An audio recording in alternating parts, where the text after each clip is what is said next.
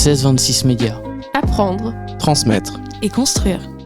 Qu'attendez-vous de ces journées ? Alors, on attend de ces journées de faire découvrir au grand public notre activité, parce que c'est vrai que le transport, c'est pas une activité qui est connue du grand public. Ça nous permet de faire découvrir un peu les visages de Colis Services et tous les différents métiers et missions. On attend également un peu de visibilité aussi de notre entreprise, que ce soit pour le recrutement ou pour l'image. Et vous, qu'attendez-vous de ces journées ? Bah, la même chose que Marion.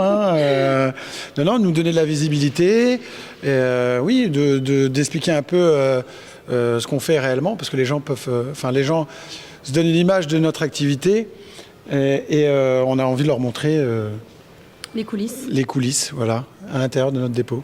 Quel message adresseriez-vous aux TPE et aux PME hésitantes ? Alors, je pense qu'ils n'ont pas beaucoup l'habitude de s'ouvrir sur le grand public.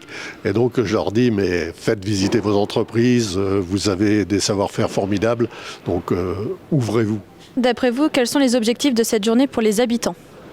Mieux connaître leur entreprise et peut-être avoir des opportunités de travail, parce que la reconversion elle est possible quel que soit l'âge.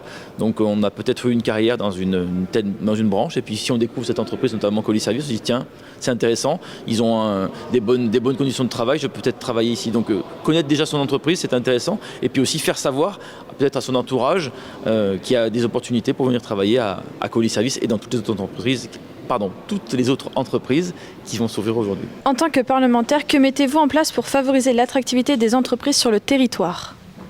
Alors que mettons-nous en place ? Eh bien, nous essayons, ce qui a été dit par les différents textes, de trouver des solutions. Mais l'attractivité du territoire, elle se crée déjà par des acteurs du territoire. Et pour pouvoir faciliter cette attractivité, eh bien, il faut apporter de développement donc, au niveau de l'urbain. Donc c'est ce que disait Philippe tout de suite. Il faut au niveau local essayer de voir comment on peut aider.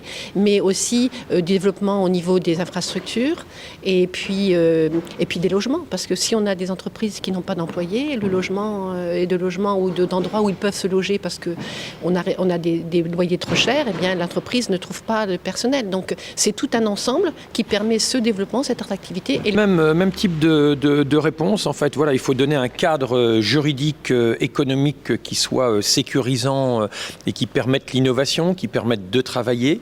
C'est vrai pour les entreprises, mais c'est vrai aussi pour leurs salariés, bien évidemment. Et puis, il y a tout un tas de choses qui ne dépendent pas des élus, députés ou sénateurs, qui dépendent un peu de la dynamique des territoires et donc aussi des acteurs et des élus locaux. S'il se dit que dans la Manche, il fait bon vivre, mais aussi bon travailler, parce qu'on a de bons employeurs, parce qu'il y a de bons esprits d'entreprise, etc., ça compte aussi. Donc c'est une alchimie, il y a plusieurs ingrédients dans le shaker pour que le cocktail soit un beau cocktail, et il est plutôt pas mal dans la Manche. C'est un sacré enjeu, un défi même du quotidien. Quel est l'intérêt de montrer la réalité du métier et non pas seulement de l'offre d'emploi ? L'offre d'emploi, c'est écrit, on a des représentations, on imagine des choses. Le mieux, c'est quand même de venir voir sur place quel est le métier, quelles sont les conditions d'exercice pour mieux appréhender la réalité du métier, justement.